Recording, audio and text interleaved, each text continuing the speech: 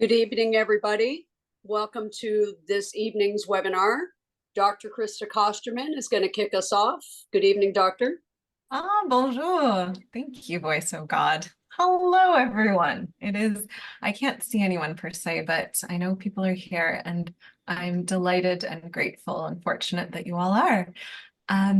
I'd like to open the floor first by, I guess, offering what is New Year, New View. And then I'm going to introduce the wonderful people that I have with me that are going to be not only supporting and enabling a conversation today, but we're also going to be seeing you through this journey that we take together of New Year and New View. So my name is Dr. Krista. I am the Chief Science Officer here at the DNA Company, which means I have the fun, privilege, and pleasure of overseeing not only our science, but a lot of our clinical care. And so I've been working in the clinical space for many years now. I don't know how many, but more than 7 or 8 years now. And I would say every new year, at the end of the year and just the beginning, I get a lot of people coming to me and saying, hey, New Year's resolution time, we're going to change this. I'm going to, lose weight. I'm going to do this and this and this, right? And it was always a struggle for me to see this, not because I didn't want to support these people, but because so often people are very, very married to this idea of how health transformations, in particular weight loss, happen, right? They're very married to the idea of, I got to eat less, so I got to exercise more, and that's it.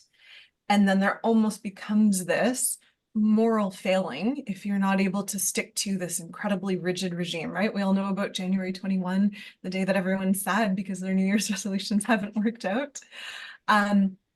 So when we were considering how do we support the great number of people that at the close of the year, the beginning of the new year, are saying, hey, I have this health thing or this body thing, I have this goal of weight loss or fitness, I want to act on that. We really sat back, we at the DNA Company really sat back and said, okay, how do we truly service that? If we know that the concept of eat less, exercise more isn't working, we're not going to regurgitate that information. We're not going to tell you that, because I would imagine of all the people on this call, they probably already tried that or some variation thereof. I bet you almost everyone in this audience could tell me that that doesn't work, or it might work for a little bit, but isn't sustainable. So what we want to do instead and offer in this New Year, New View is really shift not only the information and the strategy that you're offering your New Year's goals, right? And this further endeavorment towards health, right? But we also want to offer new views and new tools of how you can get there, right? Information to an extent is useless unless you know how to apply it. Okay, so what we're gathering today, what we're going to be offering today is kind of setting the foundation of what we're hoping to do with you guys, who we're bringing to the table to support that. I have some very wonderful, exciting people that have great things and thoughts and incredible stories and experiences around this. So what are we going to be doing? How are we going to be going about that? And who do we have supporting us? Yeah. So to this end, I'd love, just before I pass it over, I really, really want to emphasize that the goal of this, while we are doing it in community, right? There's a bunch of us on this webinar that'll support you. We're going to link you up to a Facebook group so that if you choose, you can engage with other people that are also trying to help and enable health. The goal of this is, while there's community support and community effort, really drilling into the idea that your goals, your health journey, need to be personalized. There are very few pieces of information, health information, that are, general across the board, right? Case in point, eat less, exercise more does not work categorically across the board. There's more personalization to it. Okay, so through this time, we're not only going to be talking about how can you personalize your plan, right? How can you actionably personalize your plan? How do you take that information, make it work for you, right? Also, how do you engage within community? How do you engage with us to get there? Because it's important for us, as we at the DNA Company look towards personalized medicine and really meeting you where you're at, supporting not only your understanding of how your genes influence your health, but how your current health and how what you're doing influences bidirectionally your genes as well. So on that note, I'm going to start turning over the mic to the people here so that we can all introduce ourselves, talk about what brings us here, talk about why we're excited and to be here. We're going to start with this lovely gentleman. He's on my right. I don't know what side of the screen he is for you, Justin. Justin, why don't you introduce yourself? Hello, Internet.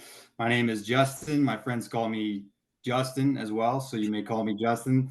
And yeah, I'm on the internal clinician team here with the DNA company, and I'm very fascinated by this particular conversation because we're talking about new you, new view, new year. Everything's new, right? So with genes, we talk about these factory settings, right? These default settings, and there's an interesting concept in my brain about mindset, and how we kind of have this mindset that is also a default.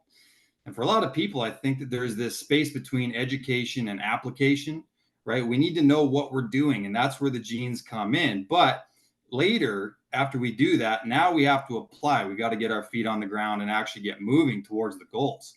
So, there's this space that exists there, and really giving you a master plan and then mastering the plan is exactly what we're doing. And that's where we come in, all these people that we have to support here. You can't walk two paths at once. I've said this before. And your new life is going to cost you your old one. I need to always emphasize that because we have to drop the prior behaviors that aren't serving you, right? We drop that which doesn't serve us and we embrace that which does. That's moving forward and being an advancing personality. So yeah, we're gonna talk about that, how to stay in a high frequency.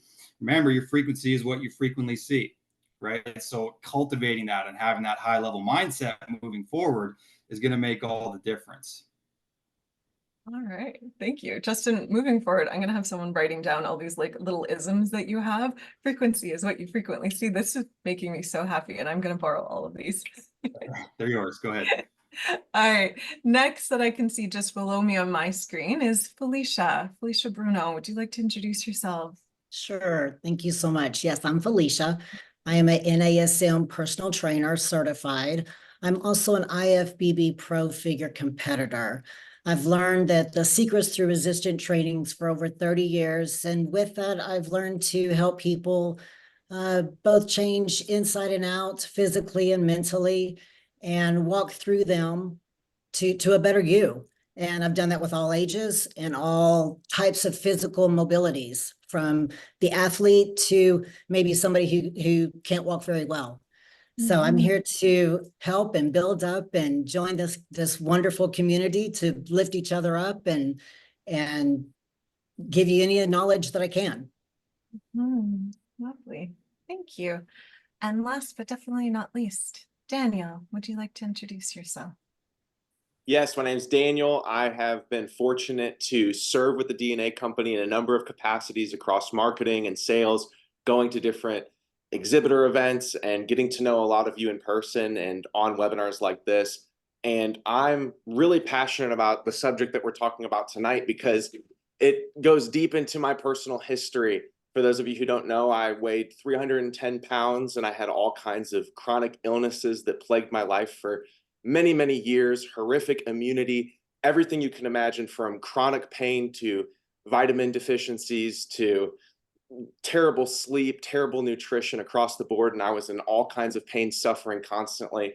And now, being on the other side of it, where I have a roadmap to my health and I understand my genes and I understand how I'm wired, this is one of my favorite things to talk about because I understand the real pain of confusion. I understand the real pain of ignorance when you're in a spot, you've tried a lot of things, you've been through the cycle of burnout, as I'm sure many of you have. And so for me, it's fun and exciting to just add a voice of experience and clarity and hopefully relatability for some of you so that you can see really the heart behind the company, which is a heart that's focused on bringing actual precision medicine and healing to you in a way that's customized. Like Dr. Kostroman was saying earlier, it's not just a simple solution of eat less, burn more calories across the board in this sort of categorical, widespread, sweeping solution that's going to save the day. Really, you have a blueprint and a roadmap inside of you. And the heart of the company is to tap into that and maximize your results in a way that's custom to who you are. that's what's happened for me in my life. That's why I'm passionate and excited about it. So I'm just glad to be here tonight as part of the conversation. Yeah, I adore that. And I hope the sincerity with which the four of us present to you comes through, because I think our collective heart, the heart of the DNA company, truly is offering this so that it can be of use to people and truly shift health, right? I'm very clear whenever I see clients, my goal is, to see you several times to get whatever it is sorted and get that really good and well and fixed.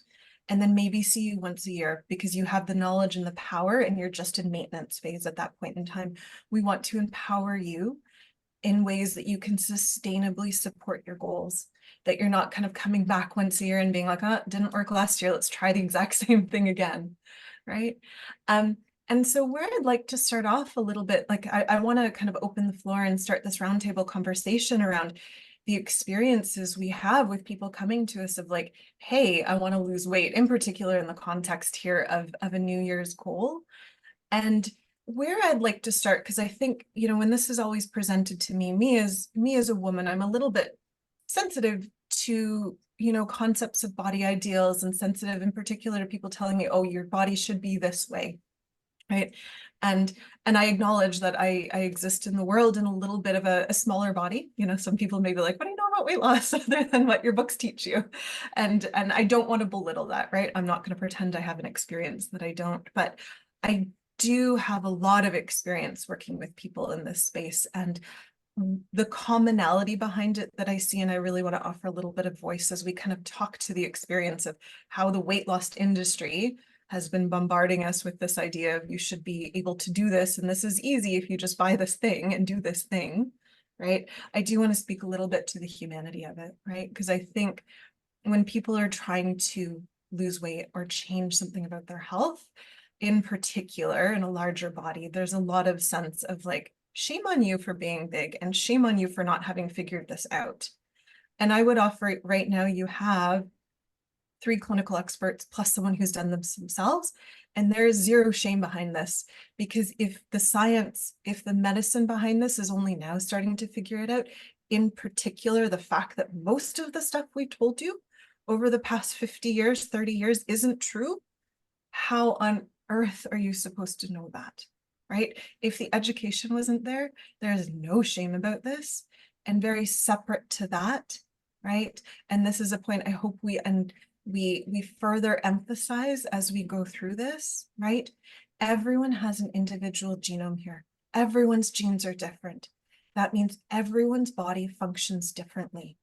Okay, I'm going to borrow a quick story from mental health before I open the floor, right? So I see a lot of clients from mental health, in particular anxiety, depression. And a lot of people come to me and they're ashamed of it, right? Why can't I be happy? Everyone says, just change your mind. You're going to be fine. Suck it up, right? And then I'll sit there and I'll walk through their genes with them. And I'll say, here is how your body is functioning. Here's how you process serotonin, which gives you a sense of ease. Here's how your body processes BDNF, which really influences thinking patterns and metabolisms and other things. And my statement to them is, of course, this is the way you feel. Of course, this is naturally how, without any kind of like strategic intervention, this is how your body is going to function in the world that we currently have. And I say that really to kind of offer the humanity of course, this isn't something you should be ashamed of. This is something that now we know how your body functions. We can make more intelligent strategy. We can put our energy and effort into a way that will actually help you get there. Okay. And if you make a mistake, that's okay, because to an extent, maybe your genes are working against you, but that just means we have to modify the strategy. That doesn't mean we give up. And that doesn't mean shame on you. You should have been better. You should have had more willpower, right? Justin, what are your thoughts? What are your experiences there? Because I know you amongst our team are the best when it comes to talking to people of how do you go about changing behavior, right? So I know we send you a lot of people who are really struggling with that actioning. What's your experience there? What are your thoughts there? Yeah, so it's a matter of perspective a lot of the time, like even when we start talking about emotions in people, remember that emotions are energy in motion, right? Emotion, that's what they are. So I try to instill, sorry, I gave you another quote there. I'm going to be doing that all night, just so you know. I try to get people to look at them in that kind of more objective way and understand that if we have emotions surrounding food, we actually have the power to strip those emotions of all but their motivating components, right? I feel a lot of anxious energy. Well, let's cut out that word anxious and let's say I have a lot of energy, right? Because it's just putting a positive spin on it. It's choosing to put a positive spin on it. Why wouldn't I adopt the mental model that actually serves the outcome? Right? Like your level of success will never surpass your level of personal development, right? So if I feel these things that are coming from the universe, I might as well utilize them, right? And over time, what you realize is that you're actually a very powerful individual. So, we can talk about the science of nutrition and all these different things. I believe that it has to be perfectly married to that high level psychology, right? I mean, the world is not a window, it's a mirror. So the way you choose to look at it, you can only release that which you possess. I'm getting totally out of control now with all these quotes today, but it's true, right? So if you feel these ways, you're going to view everything from that anxious state or that depressed state, and it's not going to serve you any longer. Food is medicine or it's poison, right? We've got to give it that positive connotation and go in the right direction so that we can start advancing. So much of my coaching is about that mindset, and kind of feed them that. Then once we're vibing a little bit and I've got them excited about it, now we can break down all the different ways that we can achieve metabolic flexibility. We know how your insulin mechanism works genetically. We know if you're a starch metabolizer or a fat metabolizer. We can go into all these things, how you detox, your sleep genetics matter, your hormone genetics matter, right? So again, let's get the master plan, and then we're going to master the plan with those feet on the ground. It's a marriage of these things, mindset with high quality science. That's what gets us there in the end. Yeah. And Felicia, I'm curious with you in particular, I love the comment that you've worked with people of all sizes and separately abilities, right? So it's no longer this concept of you must have this sort of, function or body when you hit the gym.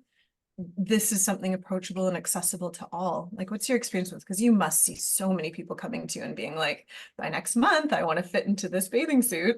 It comes in all different shapes and sizes, which I think is so beautiful. And I love that we're all made differently. And what one person can achieve, somebody else may even go further. But it's all ends up, for me, is what you can do with your body and how it changes, and then how it affects your mind and how you look at things, how your family reacts, how cells may go differently and work, and it's all because of who you have built within with yourself.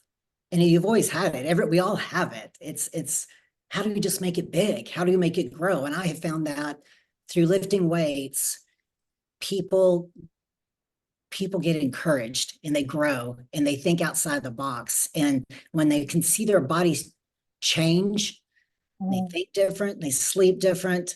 It's a beautiful process. But when you can take somebody who either wants to lose 5 pounds or 10 pounds, or take somebody who wants to walk, like really struggles to walk a mile, and you do little things, and then they get to do it, it's so rewarding, and it just builds huge confidence. And it takes all of us, it's a community.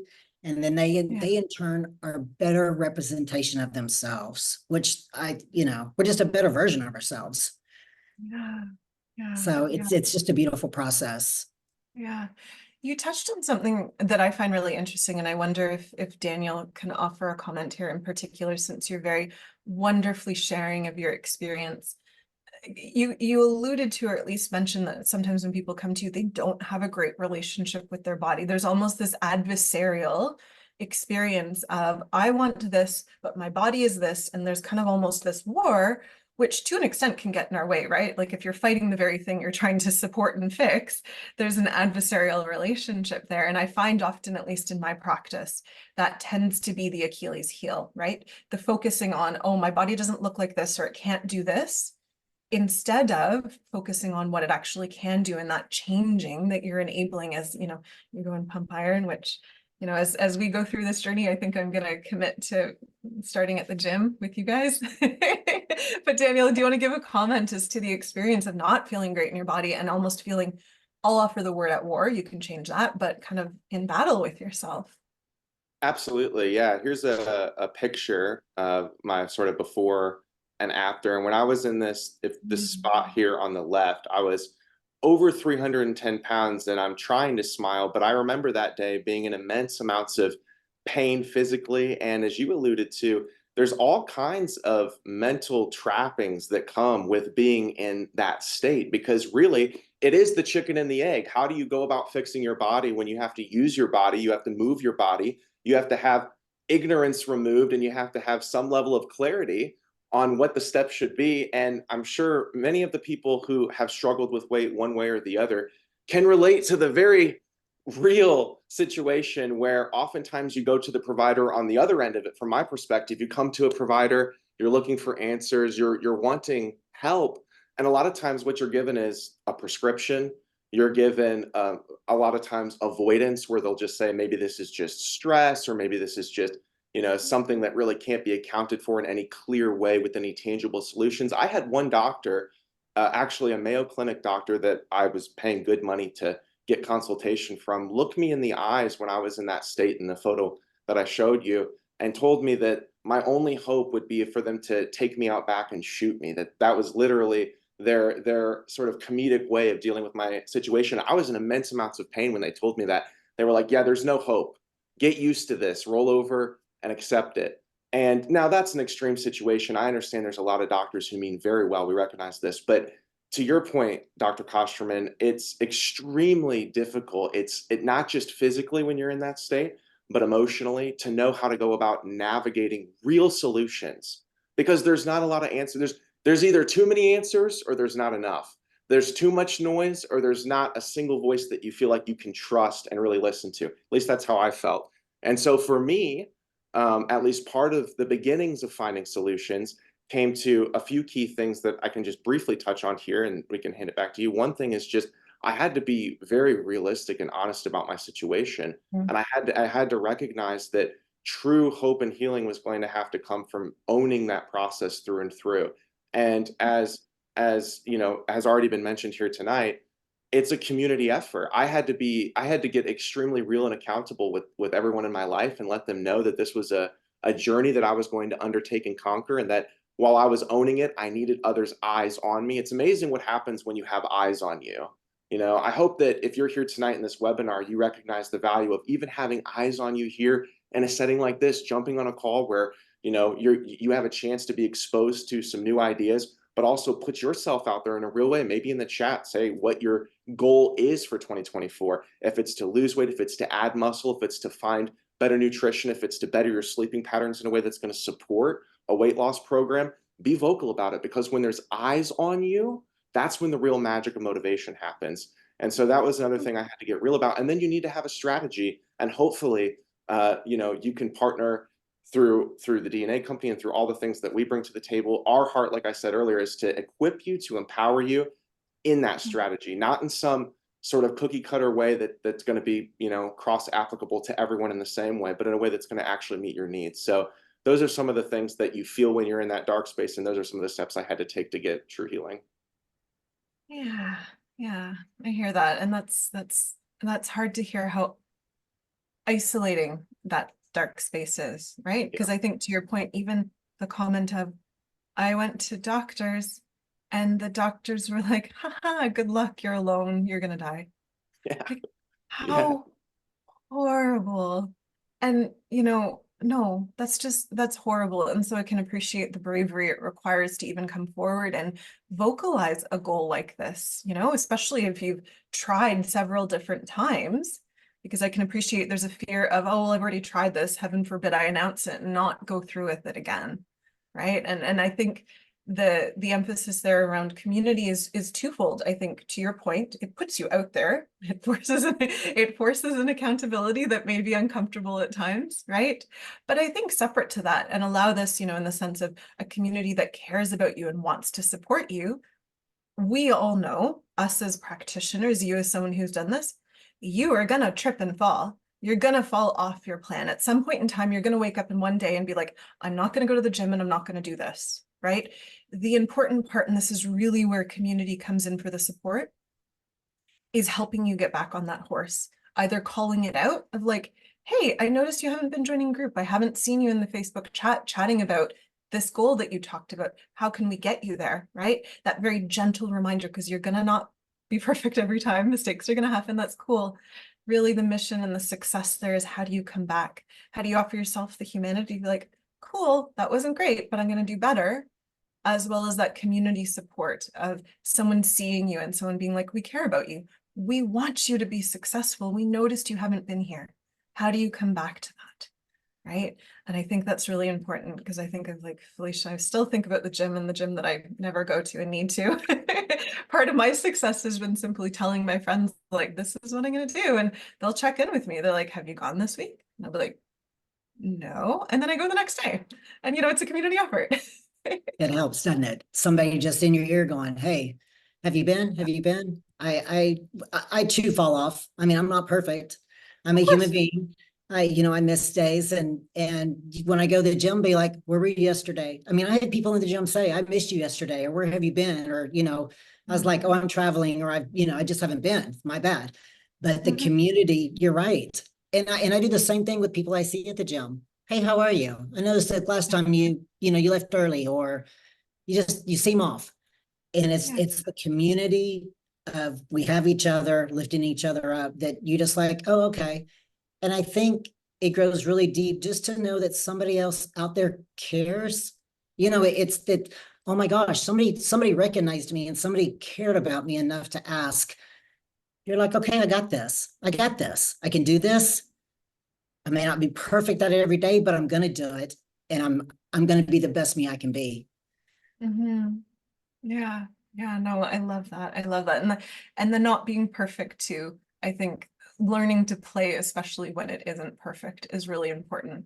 Remembering that this does not have to be this very serious, studious task, that play is really important to it, right? And maybe Justin, you can offer some experience here. I'm really emphatic when I work with people, when I work with patients and clients, of like, you are being healthy so that you can live. You're not living to be healthy. And so let's have fun with what you're doing. And I think that's such an important part to the sustainability, because let's pretend we're like, hey, your genotype says you should be doing this type of exercise, but you hate it, right? There has to be a little bit of a compromise there, because who wants to do exercise every single day that they hate? It's not realistic, to Daniel's point, right? And so that's kind of where that community of, oh, here's other suggestions, or here's other ways, or here's that balance that we're trying to seek, where we're optimizing what the body needs, but then optimizing our own preferences too, right? How do we make it sustainable, right? Yeah, and I don't think it's meant to be perfectly linear either. You know what I mean? Like, really, unless you truly give up, all failure is truly psychological. You know what I mean? It's like, until you actually say, I'm done and I'm done forever, and you stick with that. Other than that, these are just detours. Like, these things happen. You're going to fall off, and it's actually a part of the process. It's okay, because every time that I've ever fallen off, I've come back with some kind of lesson from it. You know what I mean? I've ended up reinforcing the area. So like with weightlifting, like you talk about, Felicia, it's the best analogy, because weightlifting is completely analogous to life, isn't it? Right? Like we're Right. purposely undergoing adversity daily, self-imposed adversity, and we're actually breaking ourselves down and becoming something stronger on the other side of it. Every time you go to the gym, the next day you are a 2.0 version of what you would have been. Right? Because you're dealing with the resistance, you're pressing against resistance. And every time you do it, you evolve that little bit, right? 2.0, 3.0, 10.0 eventually. And the psychological side of weightlifting is very fascinating, because you end up molding your personality around the barbell. As your hands start to callous, and as you start to show up when you don't want to, and as you get the actual, aesthetic changes, and all right, now I'm stronger, now I'm bigger. But it's the mental side of things. Like, now I don't even go to the gym to get bigger or whatever. I just show up because it gets me right for the day. You know what I mean? It's like, I'm so married to it that it's a part of who I am. Sooner or later, it becomes a part of your actual identity, and you're just a strong person now. But you got to go through those trenches for a while to actually get there, if you know what I mean. Absolutely. Yeah. And I think that's a really good point to bring into any change, right? So for example, right, there's a lot of people who'll come to see me and they'll be like, I only eat junk food. I'm open to eating healthy. And we'll shift them, right? And let's categorize junk. You're really talking about a lot of salt, a lot of sugar, and a lot of fat. You know, the industry, the food industry, which is, we'll talk about that a different day, but the food industry has really said what is attractive to tongue and brain, and we're going to give you exclusively that, so you're addicted to these foods. And so when I say, okay, cool, let's start exploring and playing with vegetables, that first transition over, right? And I'm talking from a very anatomical perspective, physiologic perspective, that first 3 weeks that you're changing from hyper-processed to foods that come from either the ground or from an animal, right? That 3 weeks, we know anatomically, physiologically is going to suck. The reason for that is your taste buds are acclimated to these foods that have hyper salt, sugar, and fat profiles. When you flip into vegetables and plants and all the other fun friends that we have that come from the earth and animals, those compositions aren't the same. Those foods are going to taste exceptionally bland for 3 weeks because your taste buds, your receptors, the way your tongue is communicating to your brain and to your stomach is only expecting this old way of eating. So there's an element of sticking it out in the trenches, having to white knuckle it, let's be plain, for about 3 weeks before your tongue changes. And those foods that come from the earth and come from animals are quite delightful and wonderful and delicious. I'm a huge advocate. You should be enjoying what you do. And I don't think anyone should be eating food they don't like. But I will acknowledge there's always going to be a 3-week give or take period. Some people slower, some people longer. That food is going to taste a bit bland. And so I think to Justin's point, there's an awareness that it's going to suck a little bit to establish a habit, but in time, the body will reinforce it. Felicia, I'm sure you see this all the time with like the glorious endorphins that exercise offers. That gets me to the gym. Absolutely. And they say it takes 21 days to change a habit. And if sometimes I take my people and like say, okay, let's do it slowly. Like somebody says, I want to get off milk. I'm like, okay, well, you're on whole milk. Let's go to 2% milk. Then let's just go to 1% milk. And then you know what? Let's just even skim it down to where you're just having maybe 3 tablespoons of, another version of milk or whatever. It's small changes. And like you said, most people are like, oh, it tastes horrible. But after 3 weeks, it's a true thing. Yes, I've even myself experienced it. It does change. And then you don't miss it. Then eventually you don't miss it. And if you happen to go back to it, milk, I used to drink whole milk, and now I couldn't drink milk. It looks like it's paste. I mean, it's just so you can really change and make big changes with small things. Yeah. Daniel?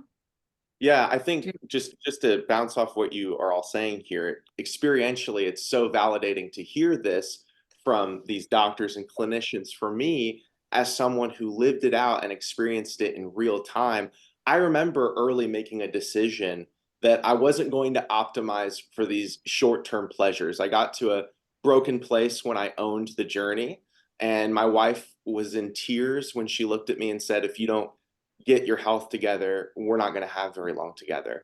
And so I made the firm decision that I was going to own this. And I remember making the choice to optimize for the long term. And what's funny is it didn't take as long as I thought. Like you guys are saying, 3 weeks in, and all of a sudden the foods that I thought and assumed would be so bland and so dry and so tasteless and so vapid ended up being like what I was craving and longing for. And the things that I used to crave, I started to have a repulsion towards just naturally, because I used to live on, guys, it was like a daily competition between DoorDash and Uber Eats. And it was like whatever was more convenient, whatever seemed tastier in the moment, whatever I could just go for. And it was just a total rewiring. And what's so important to the point that Dr. Kostroman just laid out that I think I want to highlight is when you optimize for long-term pleasure, the cycle becomes extremely sustainable. It's been now a year and a half for me, and I have had really, like, we all have ups and downs, we all trip along the way, but I can tell you quite honestly, I've never had even close to a scenario where it's been like a true backtrack. And part of that, I think, of why I'm fortunate to say that is because there's been this rewiring, because I optimized for this long term, and the long term doesn't take as long as you think. So that's actually really exciting when you look at it through that filter. Oh, Daniel, that's- don't you think also it's like, it's not a diet. So you're not like, oh, I'm on a diet. No, it's a lifestyle change. So you Absolutely. don't look at it like, oh, I'm on this diet forever. No, it's a lifestyle change and it becomes easy and manageable. Yeah, and fun and fun. It fun, really does yeah. become fun. It's like just like what Justin was saying, the gains you start to see. It's not even about, so much of it is it becomes that physical reward, the transformation. For me, cardio played a massive role in my journey. I couldn't run 1 mile when I started. And now, I'll run 15, 20 miles a day oftentimes because I fell in love with cardio. Nobody's telling me to do that. It's not something I knew I was genetically wired for. I had no concept about cardio when I started. It just became a love and a passion. Endurance running became something I enjoy. And so that's the fun thing. It's the same with diet and nutrition. It starts to become enjoyable. It's not like this forced, stringent, top-down, oppressive thing that you oftentimes think it is, but again, that's where you got to go into this knowing that it's the world has these forces at work sometimes that aren't in our favor, and it's not that hard to see. You look at the food system, you look at the motivations behind why certain foods are pushed on us in the way they are, and so we go into it with certain presumptions and experiences based on it being a daily competition between DoorDash and Uber Eats. But once you get past it after that 3-week, 4-week period, all of a sudden you get to enjoy a whole world of nutrition that you didn't even know was right at your fingertips, and it's exciting and freeing. And I think an important part that you've offered and that primed my thoughts was this not only awareness of body, meaning, oh, I noticed that these foods aren't as bad as I was expecting, right? The ability to admit what I thought is not true, which I think is a very important thing, right? The ability to think that the beliefs I have now about food, about exercise, about my weight, about whatever it is, can be changed over time. But then also the very gentle check-ins with self of, are they actually truly changing? Because I think, as we go through this weight loss journey, we know so much about genetics and how that influences how you show up to the gym and how you show up to food and how you show up to all these other things. But there still is this part of always just sincerely checking in with yourself and seeing, am I enjoying this exercise? Is it truly benefiting me, or do I need to adjust that? Do I like this way of eating, or do I need to adjust it, right? That adjustment doesn't need to be that you go back to your old ways, that you go back to Uber Eats and DoorDash.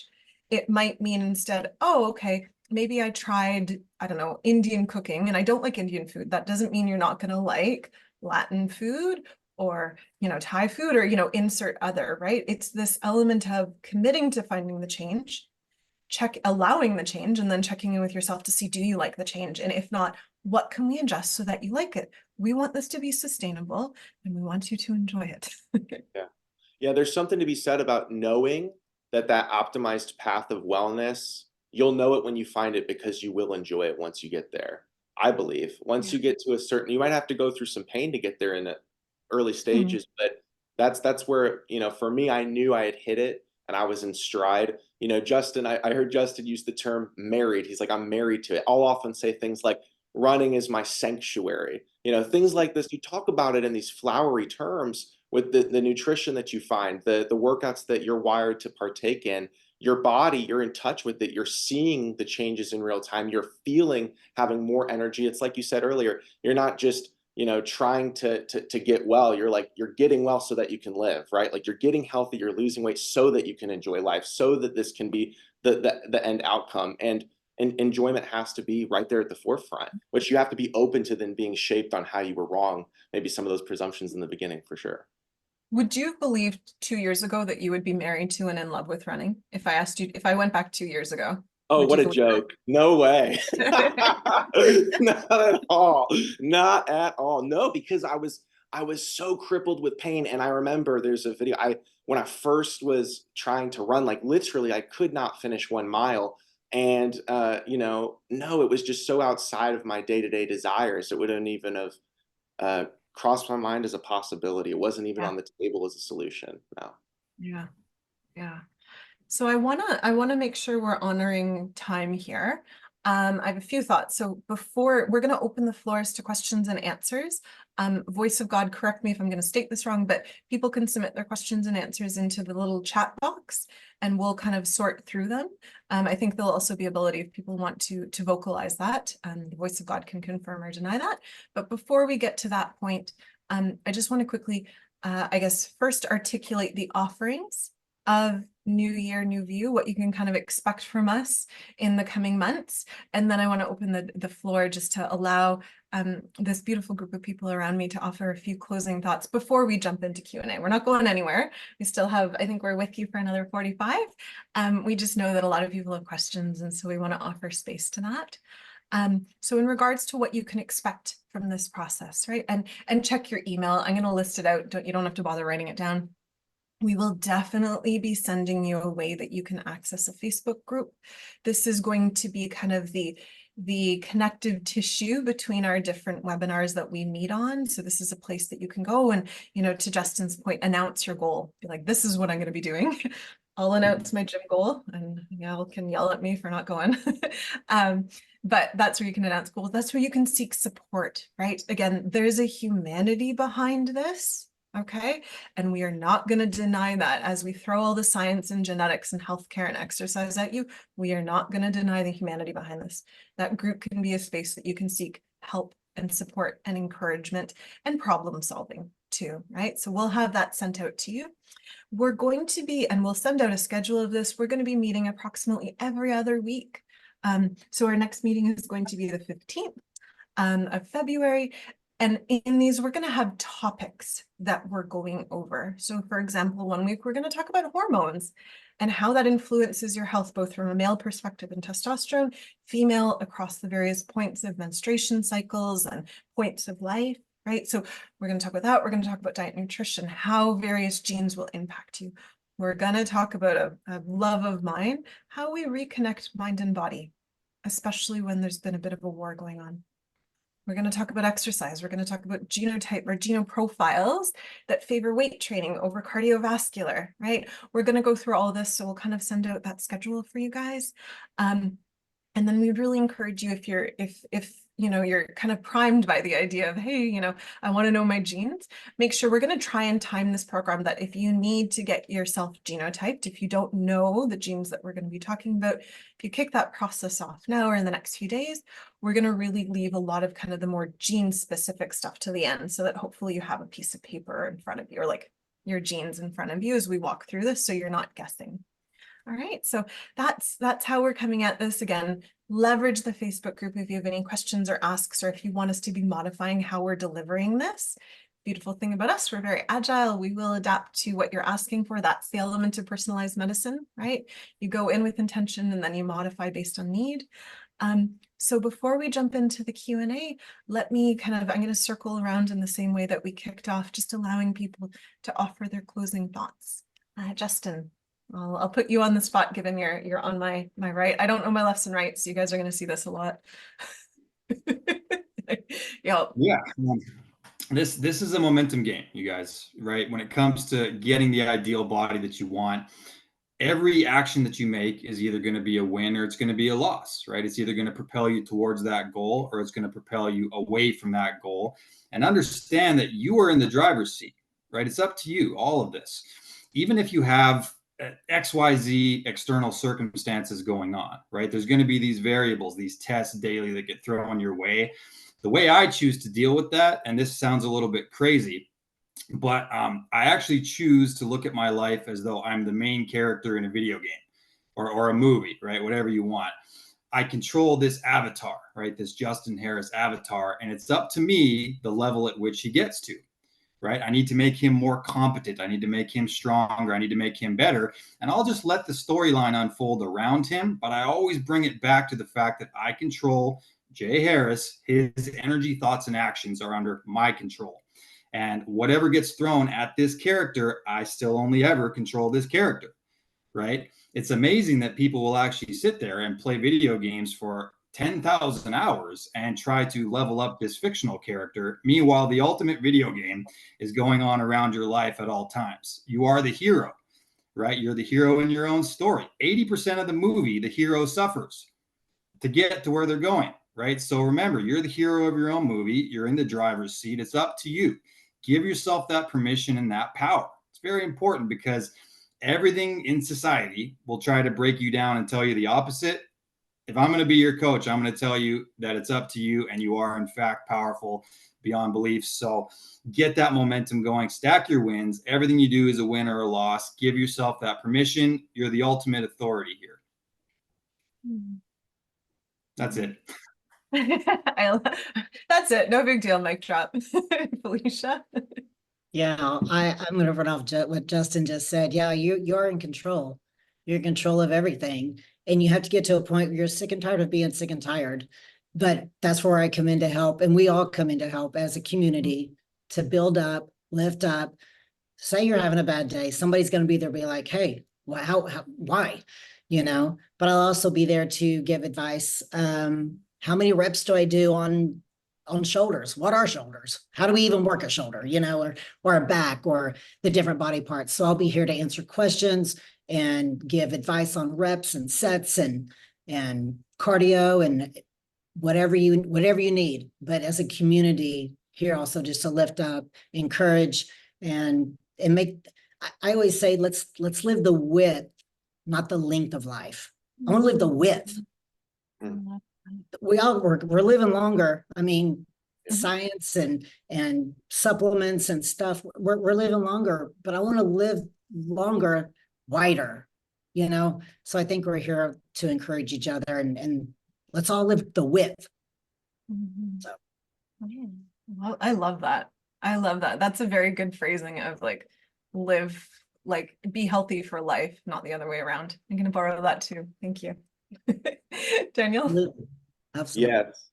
Yeah, it's so true. And I'll just say this as a big piece of good news for everyone. There's never been a better time ever to try to get healthy, to take ownership over your journey, to dig into the tools that are currently available. I mean, you look at, for example, just, we're talking high level here tonight, right? We're talking about mindset and ownership and sort of taking on this journey with a community that cares about you and will keep you accountable. But if you want to get really practical, if you want to walk away with this, from this call with some action steps, the DNA company, we offer the 360 DNA test that you can get your hands on right now. There's never been tools so easily available to people like me who are in immense amounts of pain with all kinds of confusion about how should I be sleeping? How should I be eating? What kinds of workouts should I be doing? What is the next step for me? Because I'm a guy who's highly pragmatic. I want to ask questions about what's the next right step that I can take that's going to get me to my desired destination, right? It's like playing a video game in a way. What's the right next move that's going to move me further down the path? And the good news about being right here today at the end of January in 2024 is you don't have to have those questions anymore. These question marks don't have to hover over your head indefinitely. There's never been a better time to get a hold of clarity. That's why the DNA company exists. That is why we're here. That's why these incredible clinicians who I have an immense amount of respect for make themselves available every single day to work with patients in our coaching programs, to go through and look at the results from the DNA test and say, how does the results from this test indicate what your next right move should be? They're not just coming into every conversation the same. Whereas, 20 years ago, even 10 years ago, the landscape of functional genomics looked so differently than what it does right now. You are in a situation, in a room full of people who I can tell you care about you in the way they've cared for me. And not only me, my wife as well. My wife is going through all kinds of things right now, and I'm so grateful for my relationships here at the DNA company and the products and services that are there, because I don't have to have these lingering question marks. And so I would just put that out to everyone, that if unending questions is what you want to get around to get to that next step, that is why we're here. That is why our testing and our coaching is available. We have a passion to want to see real solutions brought to you in your life. I'm extremely passionate about it. I'm happy to talk to anybody about it. Get on my calendar. We can definitely go in depth about these programs and talk about all the value that's there. But definitely starting with this community is a great place to start. And I'm just excited for anyone who's taking it seriously now, because there's never been a better time to do it. Yeah. So I think before we offer Q&A, I'm going to offer my closing thoughts. Firstly, again, and this is a little bit more administrative, if you're hoping to know your genes in advance before we get to kind of some of the more gene focused ones, make sure you get that testing in sooner versus later. Don't procrastinate, which is what I am victim to often. Separate to that though, before we got on tonight's call, I really wanted to approach this with a lot of care and love, because I think often, again, my experience of seeing people, right, is one where they come in with shame and an element of self-hate, right? I've failed, I've X, Y, and Z, right? And so I wanted to make sure we offered a very gentle and loving environment that doesn't disable, right? That doesn't put you in a position of, oh, it's fine, just, you're going to be fine, don't change. I asked a lot of people who have either gone through this journey, who are struggling with this journey, or who are on the other side of it, right? The Daniels of the world who have I've gotten to the other side and I've kind of figured out the secret sauce. And this is the homework I would like to leave you with, other than kind of go get your kit. The homework I would leave you with is figure out your why, okay? And because it is the why that will attach you and keep you tethered to the change. And I want to be very specific around the why. I think, the first pass at that, it's really, really tempting to be like, oh, I want to have a smaller body, or I want to have this certain aesthetic, or, my doctor's yelling at me, and so I just want to get him off my back and I want to lose weight so I don't have to hear my doctor yelling at me anymore, right? I would offer those whys by and large do not work. I would really encourage you to kind of find a little bit more of a more personal why. And so, for example, I talked to someone and his motivation for doing this, he's like, I have children, and when I'm 90, I want to be playing with their children, and I want to be the grandpa who's running around on the floor, who's playing with them, who's lifting them up, doing airplanes and all those fun things that you get to do with kids. And so what gets him to the gym and what gets him eating well is thinking about his grandchildren. He quite literally has a very specific image of him in his mind of, this is where I want to be when I am 90. I spoke with another person who's in the middle of this journey, and it's like, how are you getting there? Like, what finally shifted things so that you're doing it? And this person's why was like, I love traveling. I love exploring the world. And I don't want to get to be 70, 80 and not being able to do that. I want my body to still be able to go to Paris and explore and eat all the things and do all the things, right? So I'd really encourage you, over the next little bit, think of a why. And I would offer, for some people, yes, the tiny body or the certain aesthetic is absolutely going to be their why. But for most people, it's not. For most people, it actually turns out to be a bit more of a relational goal. I've already heard Daniel, it was my wife. She said enough is enough, and this is what happened. I won't speculate on your motivation, but I would imagine part of that is a relational goal. That's why community is important. And that's why the gentleness is going to be important. That was what will keep you on there. You're going to fail at some point in time. To get past that failure, you got to know your why. You got to have the community. You got to kind of keep moving forward. So homework, if I can offer, as I try to figure out my why for the gym, it would be figuring out the why. I know, Felicia, you're laughing at me. I'm gonna be an athlete one day. It's totally gonna happen. Get there. You're gonna get there. You got it. You got it. Just as a note, there is a link that's been dropped in there for anyone who is looking to purchase the DNA 360 report. We do have a special offer right now for $75 off. So if you use that link and you go there to get your kit, you'll be able to get $75 off right now with that link. Sweetness. Thank you. And on that glorious little note, I'm going to jump into the Q&A section. Okay, and you guys are going to have to give me a second because I have to read the question, then I'll repeat it out loud so that everyone can hear it.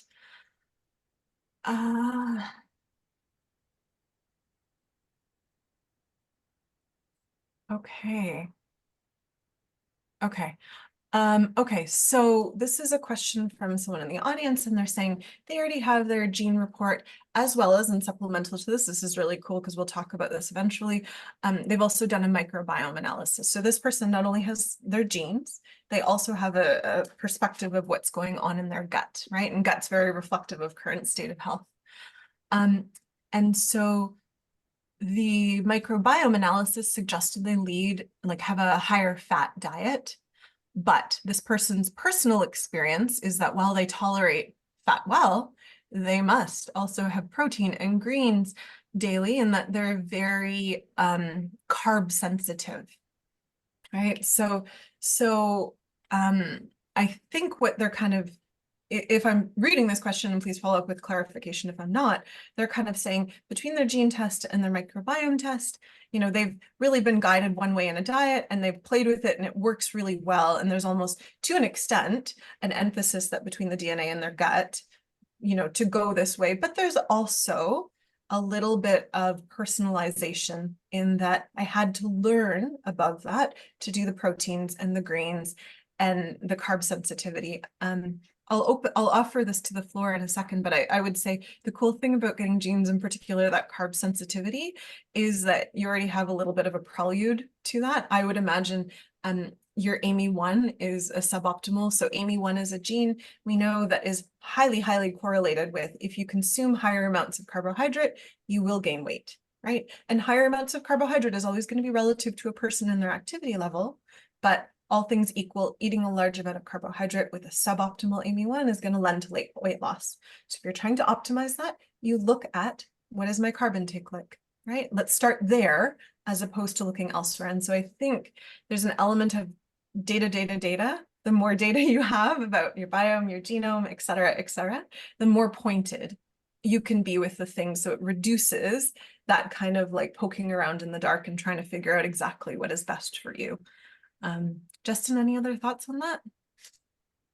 Yeah, I would be curious to know also the status of your TCF7L2 gene, just because it's like we've got these kind of N=1, mindsets with genes sometimes, and we absolutely have a gene specific to fat metabolism, right? Lipid metabolism, being the ApoA2 gene. So that can be optimal, but I would definitely have a look at your TCF7L2, because if that is suboptimal, but the ApoA2 is optimal, it's still going to have a bit of a murky area there, because an abundance of fat can still manifest as an insulin spike for some people, which is kind of a paradox. You don't really consider that if you were to jump on a ketogenic diet, let's say, or a carnivore diet or something that's purposefully high fat.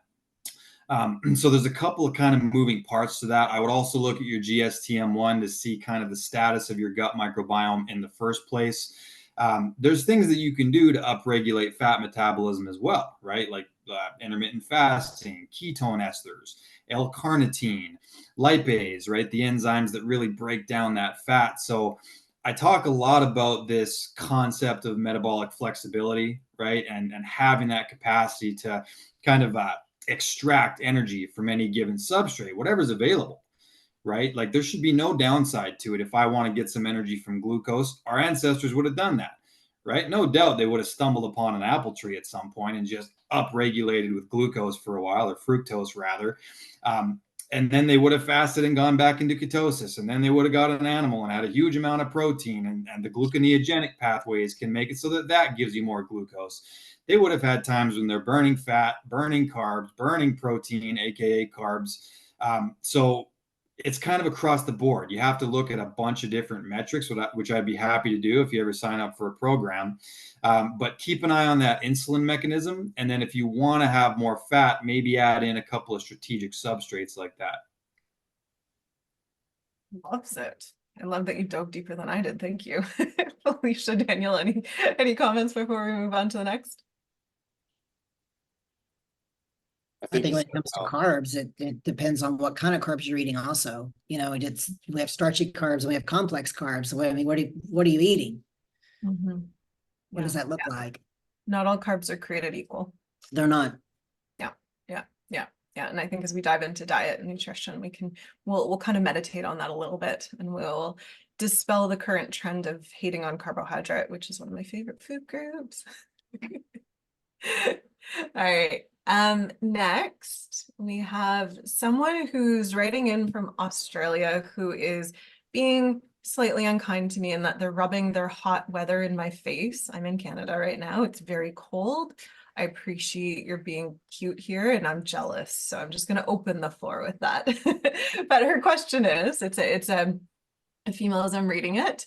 She was wondering if cortisol can also increase and impact weight loss in females. And to the point where she's making very specifically, she's not exceptionally stressed in the sense that we might define stress, but she says she's also really busy. She has a busy brain as well. And could this impact that capacity to lose weight? I have thoughts, but I'll open it up to the floor and experience of Justin and Felicia before I offer thoughts. Yeah, I have some thoughts for sure on that. It's, cortisol is an interesting one, isn't it? Because it's a stress hormone that can elevate, but it's not just elevating in response to what it's actually designed for, which is a tiger jumps out of the woods, right? And your cortisol goes up because it gives you a temporary burst of energy, right? That adrenaline mechanism, it's what did save us back in the day. Now, cortisol can just elevate because your brain doesn't know the difference between just having a lot on your mind and being in actual physical danger. So that term that you use there, the busy brain, I would say that there could be a correlative there to having elevated cortisol in the first place. And if your cortisol goes up, just know that there's going to be a bit of a downstream effect there, because cortisol does tend to cause fat accumulation around the organs, right? To protect the organs. We want a little bit more fat or water retention in that area, which can be pretty friggin' tricky to get out of there, which I'm sure Felicia knows with all of your experience there. So your cortisol can go up. That can disrupt growth hormone, right? Testosterone, other things as well. It's a catabolic effect that it can have on the body. So when you say busy brain, I would say that actually could be a bit of a cortisolic way of being. And I would suggest a bit of mindfulness there and just trying to down regulate it a little bit if you can. Yeah, you nailed it. That's exactly what I think. Also, I think that for cortisol levels, we have a drip, and if it's dripping quickly, it can get out of control. I think through meditation and prayer and mindfulness and stepping away for a second and trying to regroup would bring you back on path. If you feel like you're just kind of a busybody, that might help.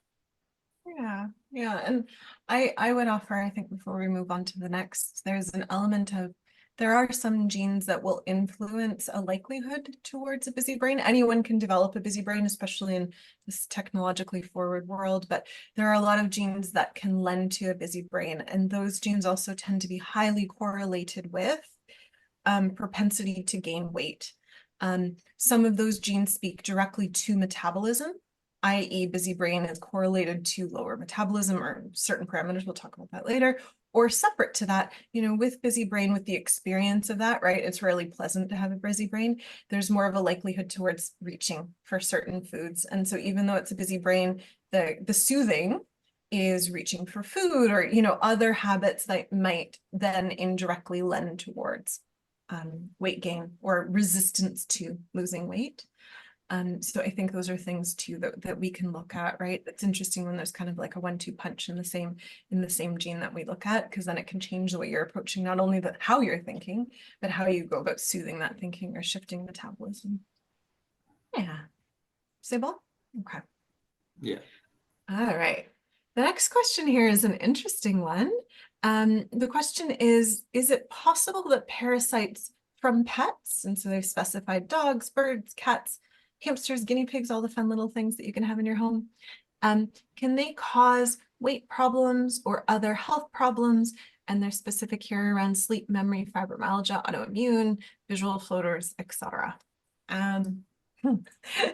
So the short to that is absolutely. I think there's something to be said for, analyzing what is in currently your biome.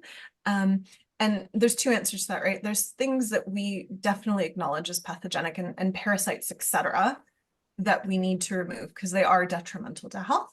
And I think short of that, assuming there's nothing like blatantly parasitic, or problematic, sorry, we also have to look at the balance of the biome, right? And exposures to animals will influence the balance of that biome, but so does stress, so does diet, so does sleep, so does et cetera, et cetera, et cetera. So it's a little bit of a chicken and egg in that, yes, you have to resolve those parasites that are frankly pathogenic, but separate to that, you also have to address, some parasites are not parasites, but there's certain critters within us that we would expect. But if they get into a greater population, such that they're disrupting the whole community within, that's when they will cause problems. Okay, so it's a little bit of a two-pronged answer. I would suggest, especially if you're concerned or symptomatic, getting some, we have a gut 360 test. You could look at, analyzing the content of your biome and addressing it from there.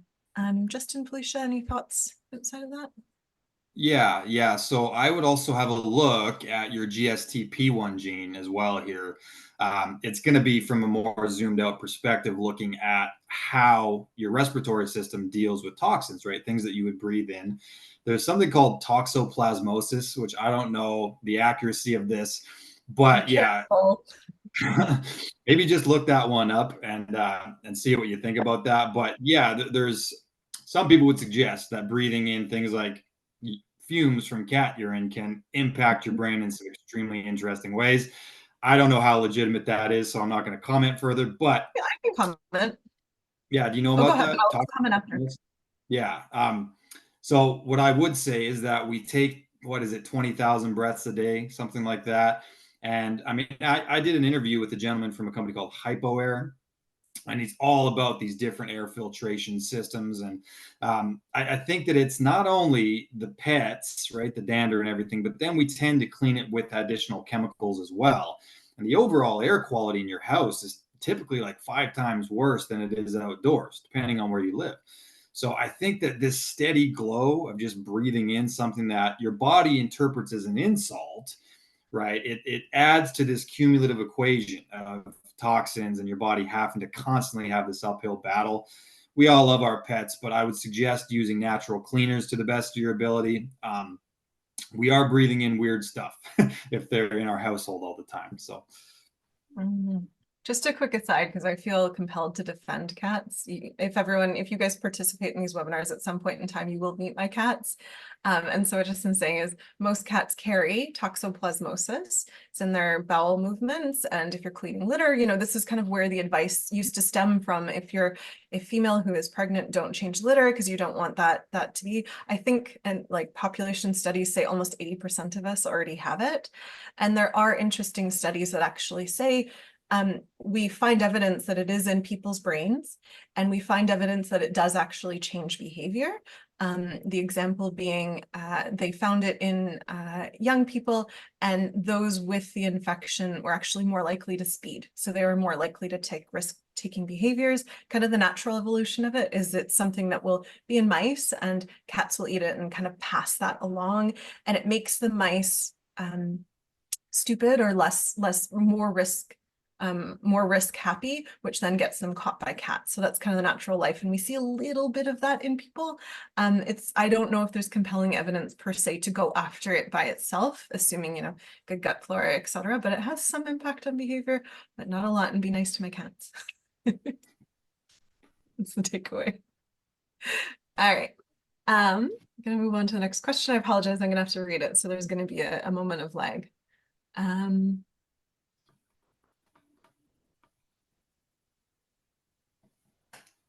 Yeah, okay.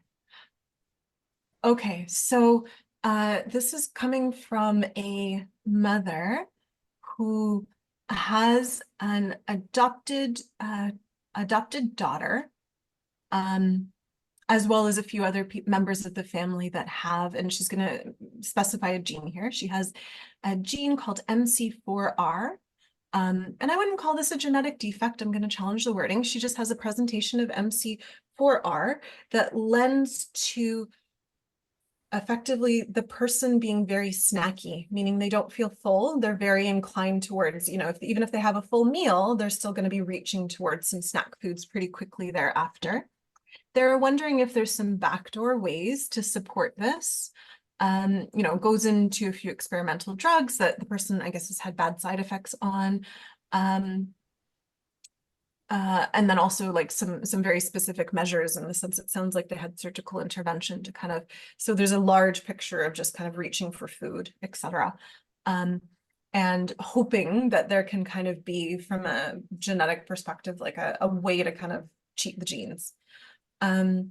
So I would offer there's more than just that one gene to consider. Okay, so again, the MC4R, we call it the snacking gene, right? It's really saying that if I gave you a perfect meal that satisfied everything your body needs, right?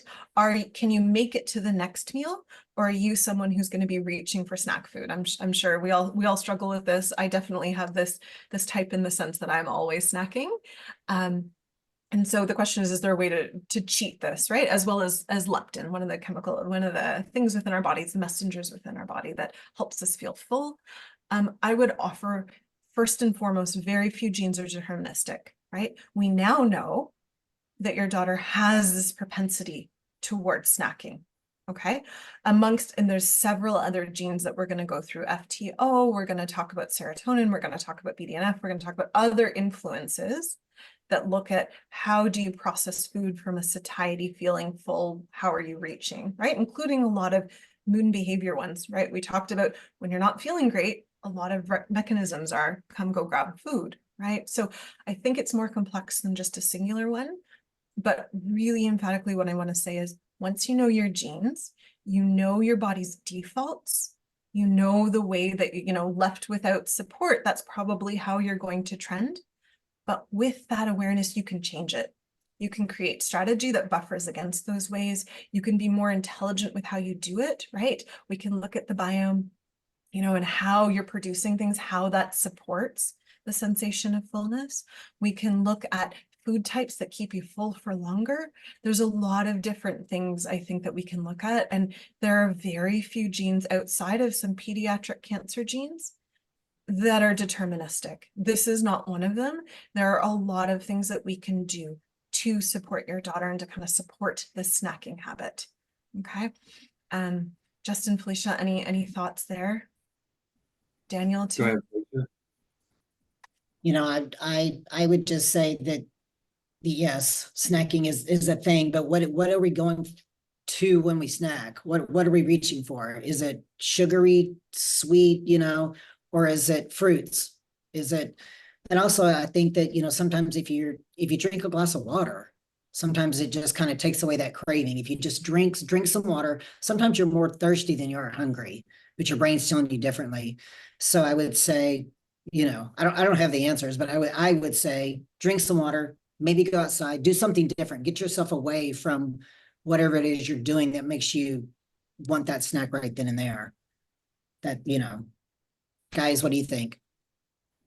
Yeah, I agree. And I think that, for me in my process and my journey, I implemented a lot of intermittent fasting to help me combat those natural cravings and natural, tendencies for all kinds of snacking. And so I would sort of stack up intermittent fasting with better replacements for healthier snack choices when those moments would come. But like you just said, Felicia, sometimes it's just having a better option in front of you of something to do.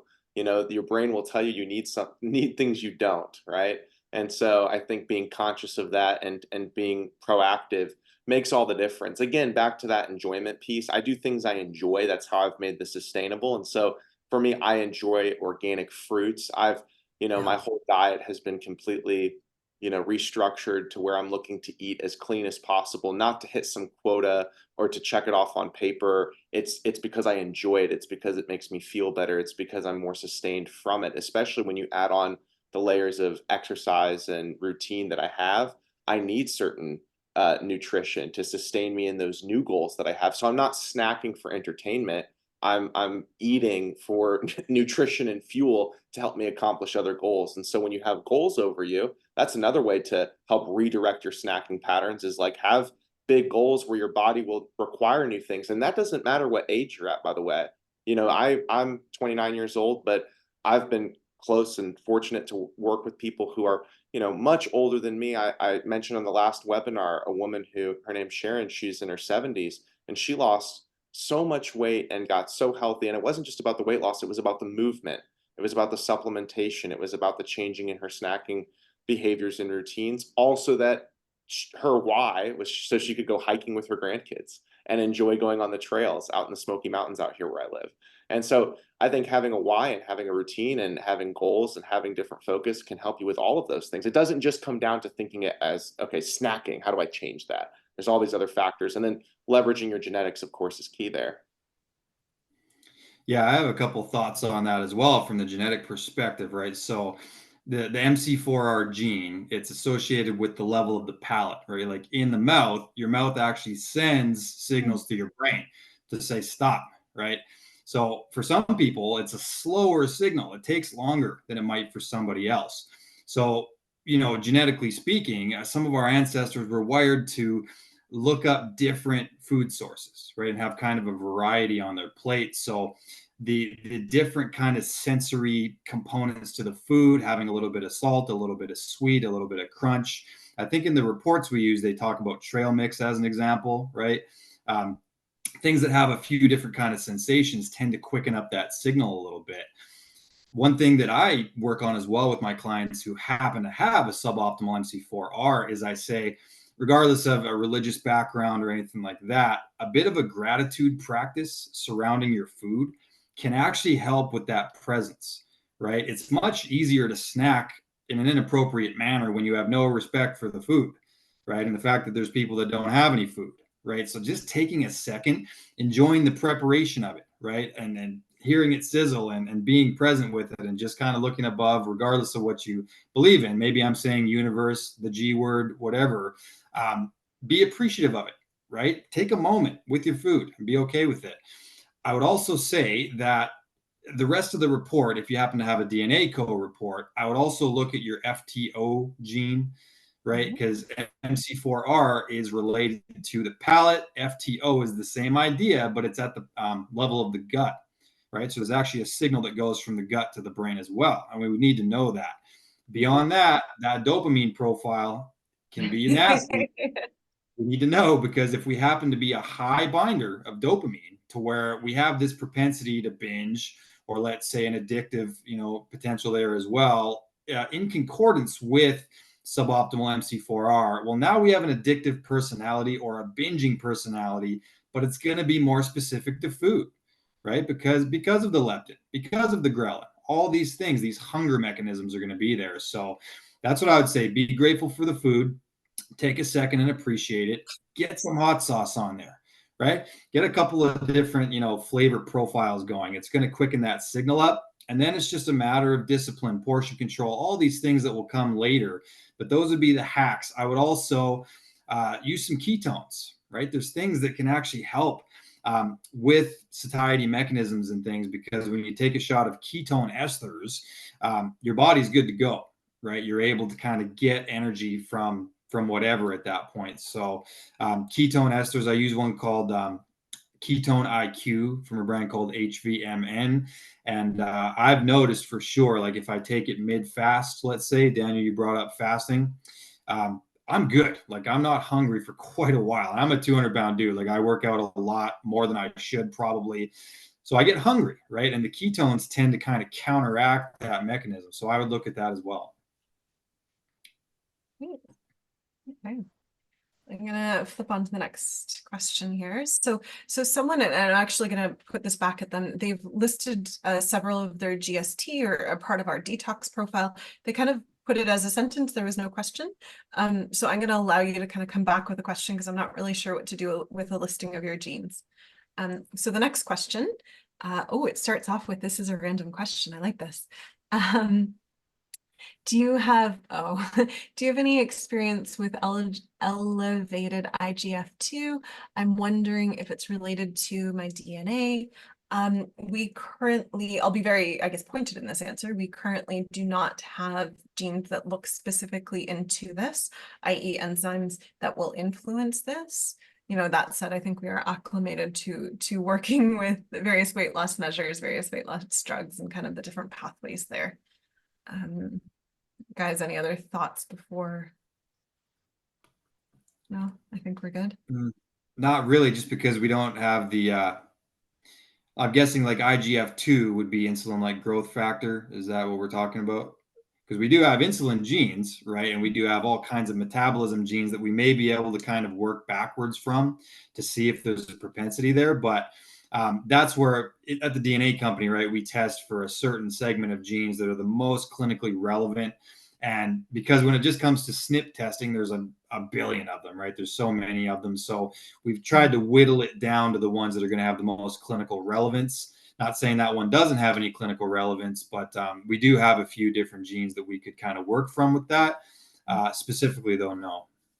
Yeah. And I think that's important, you know, as we talk through how do we wade through all the science, how do we wade through all the weight loss advice and all the things, all the noise, as Daniel calls it, right? We really take care here to offer part of the genome that we know if I have one genotype and Felicia, for example, has the opposite, that changes the clinical advice. If we can't change the clinical advice based on opposite genome or SNP forms, you know, it's not something we're per se talking about or working on for now. And until more research comes around, science is this beautiful, living, breathing creature that sings different things, and we're just listening to the song and trying to discern different notes. And so as it grows, as that song grows, we'll change our advice. But until then, we stick with what we know and what we know to have impact. Yeah. All right. Next question here. Oh, okay. So the house was, so this person said there, and actually I believe I know who you are too. So hello, if this is the same person. Their house was sprayed by skunks. And it took them over a month to get over and recover, and the house was skunked for at least 3 weeks. She's still sensitive to odors of all types. What might be at play? So I'm going to disclose I'm not completely familiar with the makeup of skunk spray and how that will impact the body. I would imagine though whatever was sprayed and possibly whatever you used to clean up probably was a bit of like environmental toxin load on the body. And oh, the question just disappeared, but it sounds like it took several weeks in order to recover from that. So I would say that's probably a little bit of an element of whatever environmental toxic load was either in the skunk spray or whatever you used to clean it off, coupled with, you know, whatever genetics and other sorts of things based on diet, exercise, you know, kind of state of body that your body was trying to clean that up. And so it sounds like whatever you were exposed to, it took your body about 3 weeks to clean that up, probably based on glutathione and other capacities, coupled with your current state of health. And so the goal there, I think, especially as you explore a better wellness, is how, you know, heaven forbid that happen again, being more mindful of what elements you use to clean up, but also shortening that because there's less burden on the body. And if there's less burden on the body, there's more capacity to do that cleanup. Anyone have experience or other thoughts? I've never counseled on skunk spray before. It's fun. Yeah, I'm from the country, so I understand completely. As far as what it is to have skunk spray around, it's awful. I believe there is some toxicity profile to it as well, right? I mean, it's a defense mechanism for the animal, but I would say it's a similar conversation, maybe a bit more severe, however, to the previous question about animals, right? Having them in your house and things. So exactly what you said, Dr. K, your glutathione profile. Your mitochondrial detox as well may be a factor there, right? Anything that related to detox realistically is what we need to talk about, because we've got these local areas that we could talk about with regard to toxins, right? Gut microbiome versus mitochondria versus the liver versus the respiratory tract versus internally created toxins from estrogen metabolites and things. So understand that it's cumulative, right? And I know who you are as well. And I recognize that we had our own discussions about mold and different things. So shout out to you. It's been a while. It's a totality of the toxin load as well, right? So anything you can do to upregulate glutathione pathways, upregulate superoxide dismutase, right? Sauna, we talked about a ton of things, but getting it clean first, getting high quality air filters, you know, anything you can do to improve lung function, maybe some cordyceps mushrooms, you know, something to get it so that we're getting rid of the toxins and then supporting the mechanisms that your body has naturally to deal with toxins. That's the only thing you can do at this point. Mm-hmm. Any other thoughts or experiences with skunks? I love it. No. Yeah. I got nothing on that. Yeah, I'm grateful, Justin, for your country experience. Thank you. The last question that I'm seeing here is this DNA test only for weight loss, or food issues, or does it also have other things like propensity for arthritis, osteoporosis? Okay, so I'm going to tackle this in two different parts. The first part around the concept of what goes into weight loss, right? And so I hope throughout the time that we've spent together, there's a clear awareness that it's not just about food and metabolism and exercise, right? There's many different things that go into weight loss, right? There's the mindset, there's your community, there's your why, there's helping, especially with brain, how it experiences the world and ensuring that your brain is in a good space to make better decisions for you, right? There's many different parameters, a lot around hormone, a lot around the type of exercise. So I would offer this report naturally must go into things outside of just kind of that which influences weight loss, metabolism, that which influences how you process food, and that which influences exercise. It must, or else we're not getting that full community support, right? And then I think separate to that, the question was, does it speak specifically to arthritis and osteoporosis?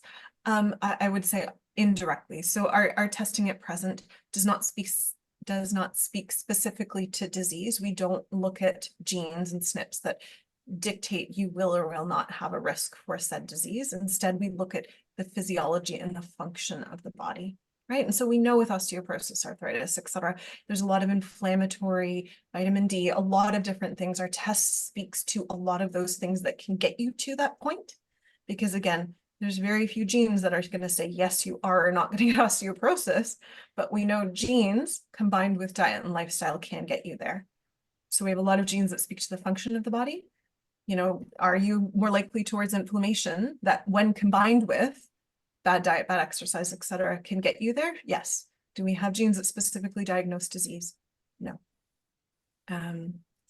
And I think I love that Felicia is going to be here because I think when we think of like a lot of these kind of especially more movement or bone-based things, weight training, exercise, et cetera, is so vital to that, especially for women. Especially for Absolutely. women. Just moving is so vital.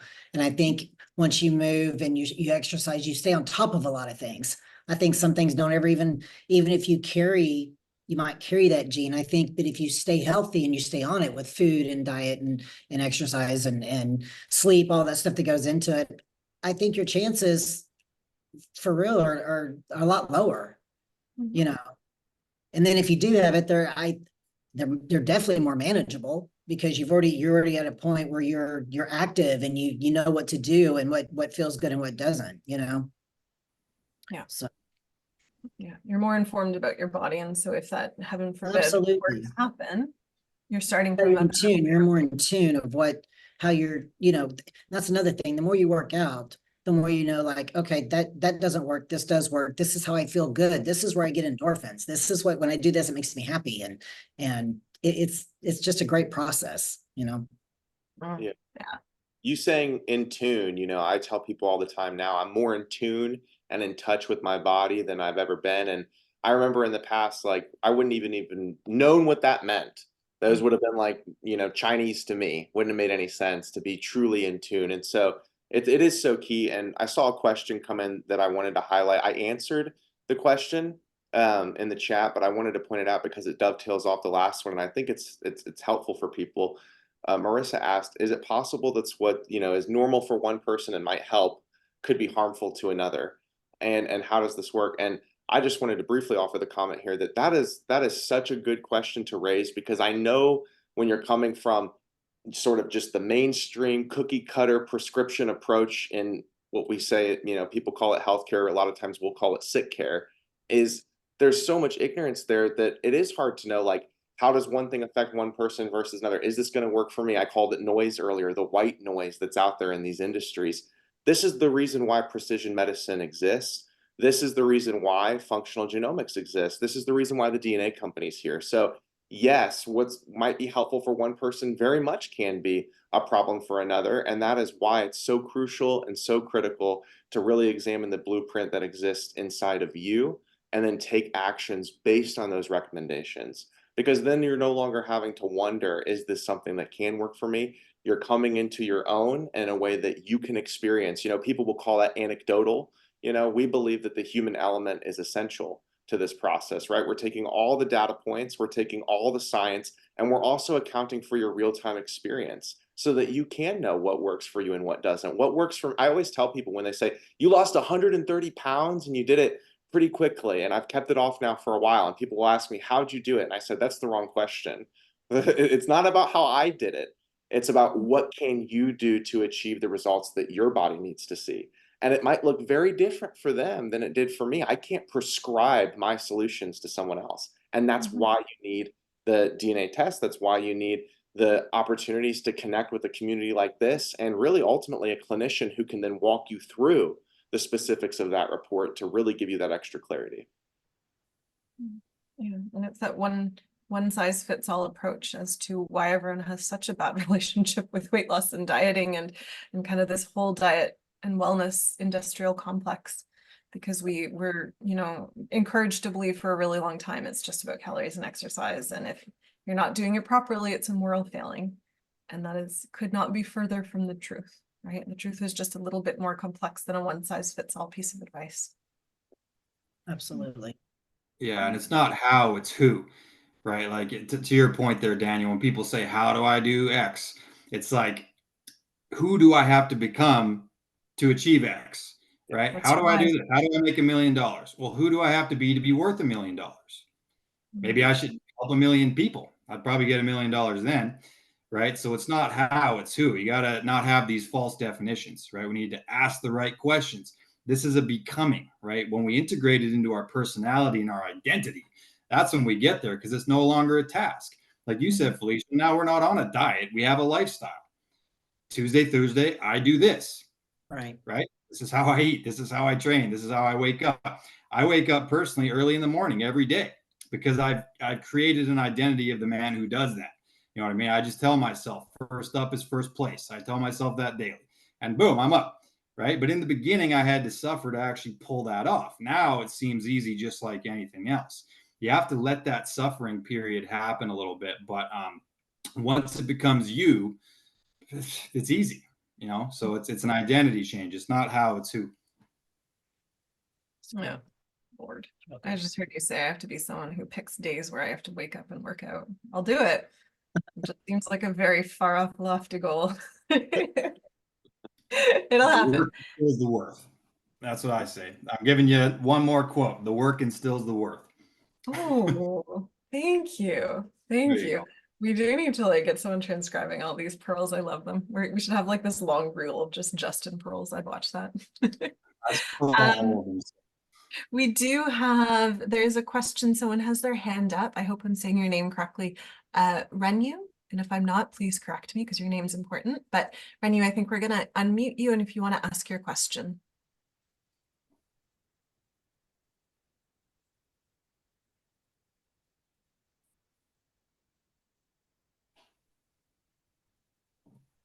Anticipation. Hi, Renee. You should be able to talk now. If you want to ask your question and unmute, you can go ahead. But if we've already answered your question, feel free to put your hand down and we can kind of end the session now.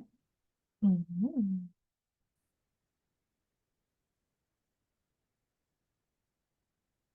It looks like the hand has gone down, so that might be it for this evening.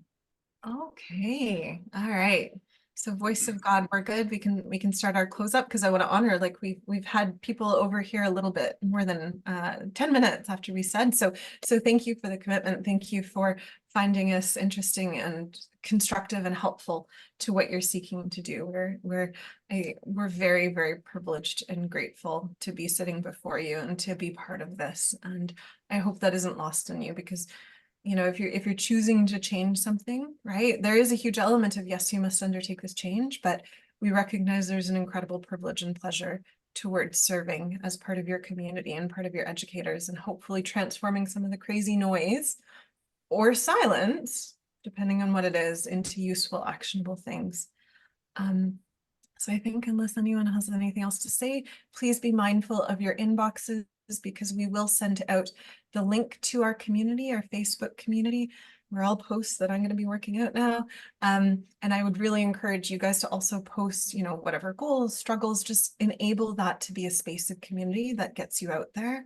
And then we'll also have sent to you kind of, here's what you can expect in the dates, that every other approximately week cadence of we're going to get together and talk about all things mind, all things body, all things how we leverage genetics to actually make meaningful, sustainable, joyful, playful switches, right? So that you're enjoying what you're doing, as opposed to being upset about having to get up and do whatever it is you've decided is going to result in weight loss.